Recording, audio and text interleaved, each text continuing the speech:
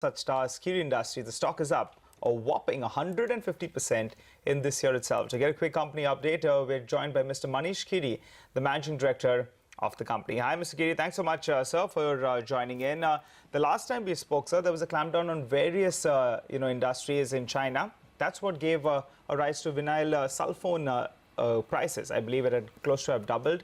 What's the current update over there? And how much of your revenues come in from that category?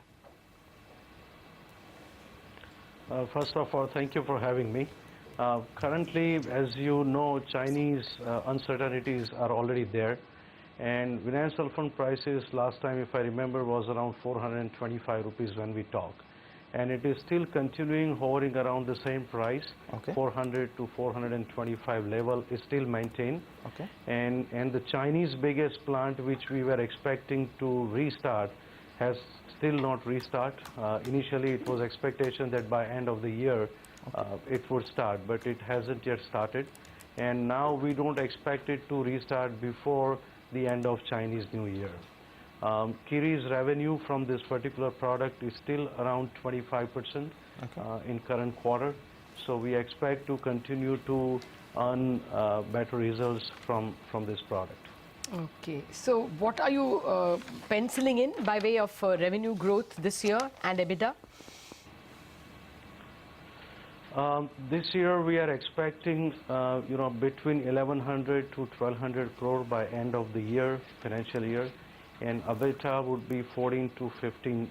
But if you look at our, debt, which has been drastically reduced at the beginning of the year, which was around 410 crore.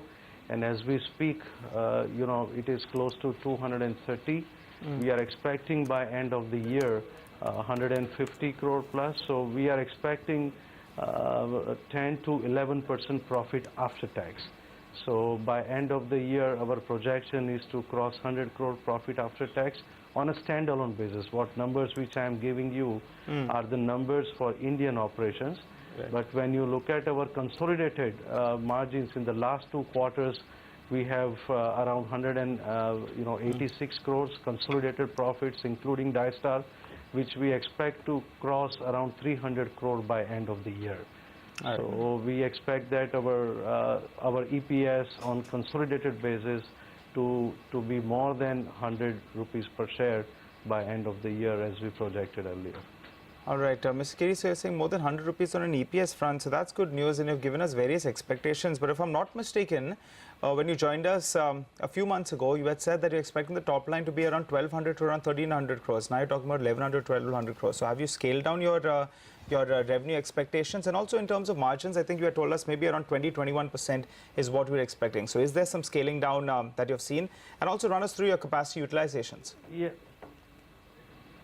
Yes, see, there is few, 100 crore, correction we are expecting, and that is due to 2 factors.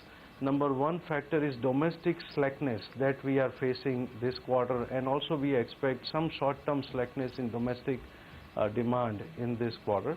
Second reason is the H-acid price. H-acid price, if you remember last time, which is also around 20% of Kiri sales, is reduced from 400 rupees to 320 rupees.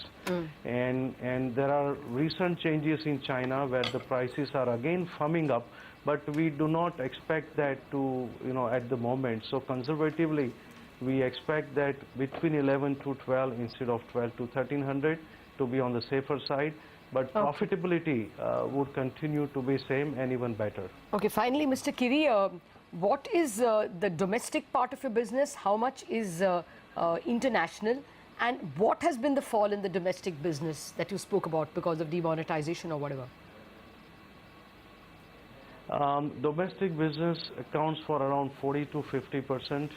We are always average half-half, but over the last 2 quarters, our export has increased. And domestic slackness is more due to seasonal. And demonetization might have some impact on the textiles, and that could be temporary, which can again bounce back. But when the price is reduced, the top line is getting impacted, not in terms of quantity. Quantity is not that down. In fact, the prices have been impacted a little bit in domestic market. Well, Mr. Giri, as you speak, your stock has spiked up, but we started off the interview was trading mildly in the red. Seems to be that, investors, they like what you're saying. But finally, currency space has been moving around. How does currency movement impact your business? Is a stronger dollar good for your business? Is And it bad are for your you business? cutting debt even further? Yes, we are cutting debt even further. So To we what? continue to cut the debt every quarter. So if you can say last year where we were 150 crore level, by end of this year we would be 850 crore last year would be 150 crore. So it's a huge change from last year. When you spoke to us this in year. September, you had, I think, told us that you have a debt of 250, 260 crore. Yes, What yes. is it? At the end of last I'm sorry, quarter, you said 226 crore when we at the- last spoke. yeah. So it would reduce down to 150 by end of next quarter. So it is even further reduction compared to the last one. Okay, we'll leave it at that. Thank you very much, Manish Giri, for joining us with the details on Kirin.